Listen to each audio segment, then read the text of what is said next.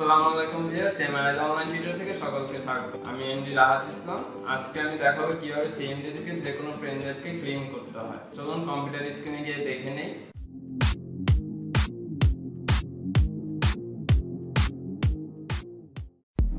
আমি আমার 16 GB pen ড্রাইভটি সিপিইউতে import করতেছি।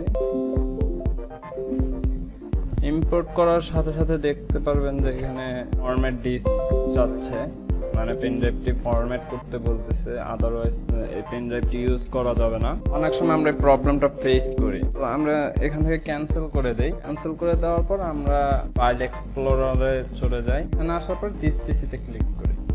দিস পিসিতে ক্লিক করলে এখানে ইউএসবি ড্রাইভ এফ এবং ইউএসবি ড্রাইভ এইচ দুইটা ড্রাইভে ডিভাইড হয়েছে পেন ড্রাইভটা। ইউএসবি ড্রাইভ এফ এইটাতে টোটাল স্পেস আছে 684 কেবি, আর এই ইউএসবি ড্রাইভ এইচে কোনো স্পেসই নাই। ড্রাইভ এফটাকে যদি আমি ফরম্যাট দেই, এখানে দেখেন ক্যাপাসিটি লেখা আসতেছে 504 কেবি, এর উপরে নেই। আসলে আমার পেন ড্রাইভটি কিন্তু 16 জিবি পেন ড্রাইভ। এখানে আমি যদি ফরম্যাটও করে দেই, ওটা রিটার্ন আসবে না। এখানে আমি ওকে দিচ্ছি। ওকে দেওয়ার পর ফরম্যাট তো হয়েছে, কিন্তু আমার 16 জিবি কিন্তু হয় নাই। এখানে 684 কেবি আছে। এটাকে যদি ফরম্যাট করতে যাই, এখানে আছে 3 জিবি সামথিং। তো এটাই হচ্ছে হাইস্ট ক্যাপাসিটি। তো আমি এটা ফরম্যাট করি। এখন এই সব মিলা 4 জিবির নিচে আছে। আমি এটাকে 16 জিবি কিভাবে করবো? এখান থেকে তো কোনোভাবেই হচ্ছে না ফরম্যাট করে। তো আমি এখানে দিস পিসিতে রাইট বাটন ক্লিক করে ম্যানেজ এই অপশনটাতে ক্লিক করব। ক্লিক করার পরে এখানে দেখো স্টোরেজের আন্ডারে আছে ডিস্ক ম্যানেজমেন্ট, এই অপশনটাতে ক্লিক করব। আমি উইন্ডোটি বড় করে দিচ্ছি।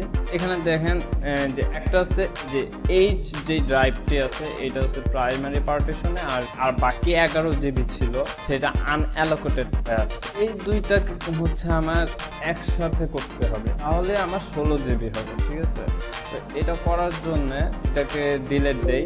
ডিলিট দেওয়ার পরে এই দুইটা তাও এক হচ্ছে না। নর্মালি যখন কোনো ড্রাইভ ডিলিট করি, আনঅ্যালোকেটেডগুলো সব একসাথে মার্জ হয়ে যায়, এখানে হচ্ছে না। তো এখানে আমি নিউজ ভলিউম ক্রিয়েট করি। তো এখানে যা আছে আপাতত আমরা নেক্সট দিয়ে যাব। ওকে, ফিনিশ।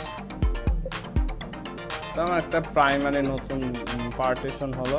তো এটা তো আমি প্রাইমারি পার্টিশন করে দেই।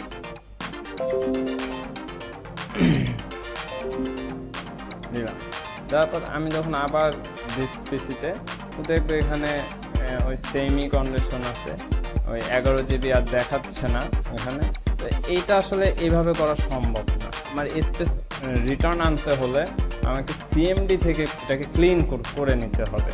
আমি ফরম্যাটটা ক্লোজ করে দিচ্ছি। তো এখানে আমরা উইন্ডোজ 10 হলে এখানে আমরা সার্চ করব সিএমডি লিখে সার্চ করলে কমান্ড প্রম্পট ওপেন হবে। তো এটাকে আমরা এন্টার দিয়ে ওপেন করব। ওপেন করার পর আমরা এটাকে ফুল স্ক্রিন করে দিই। ওপেন করার পর এখানে আমরা লিখব diskpart, দেন এন্টার প্রেস করব। এন্টার প্রেস করলে ইউজার অ্যাকাউন্ট কন্ট্রোল থেকে diskpartর পারমিশন যাবে। এটাকে আমরা ইএসএ ক্লিক করব। ইএসএ ক্লিক করলে এই diskpartর অপশনটি ওপেন হবে, মানে সিএমডি থেকে। তো এটাকে আমরা ফুল স্ক্রিন করে দিই। তো এখানে আমরা লিখব list space disk, then enter দেবো। আপনার পিসির ভিতরে যতগুলো ডিস্ক আছে সেগুলো শো করবে, অনলাইন থাকুক আর অফলাইন থাকুক। তো এখানে আমার দুইটা ডিস্ক আছে, ডিস্ক 0 আর ডিস্ক 1, দুইটাই অনলাইন আছে। ডিস্ক 0 হচ্ছে 931 জিবি, এটা আসলে আমার হার্ড ডিস্কটা। আর ডিস্ক 1 এটাও অনলাইন 14 জিবি, ঠিক আছে, যেটা আমার পেন ড্রাইভ। আমি ক্লিন করব হচ্ছে ডিস্ক 1, মানে আমার পেন ড্রাইভটাকে। তো এটাকে আমি সিলেক্ট করে নিচ্ছি। সিলেক্ট করার জন্য যে কমান্ডটি লিখতে হয়, সিলেক্ট ডিস্ক 1, সব স্পেস দিতে হবে। সিলেক্ট লেখার পর স্পেস, ডিস্ক লেখার পর স্পেস দিয়ে 1, মানে আমি ডিস্ক 1কে সিলেক্ট করছি। তো এটাকে এন্টার দেবে। এন্টার দিলে এখানে লেখা আসতেছে disk 1 is now selected disk।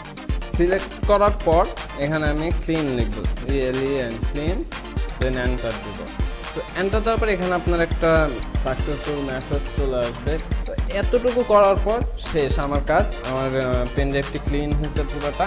তো এগুলো আমি সব কেটে দিচ্ছি। কেটে দেওয়ার পর আমি এখান থেকে ডিস্ক ম্যানেজমেন্টে যাব। এখানে দেখেন পুরাটা মার্জ হয়ে গেছে, যেটা আগে হয় না।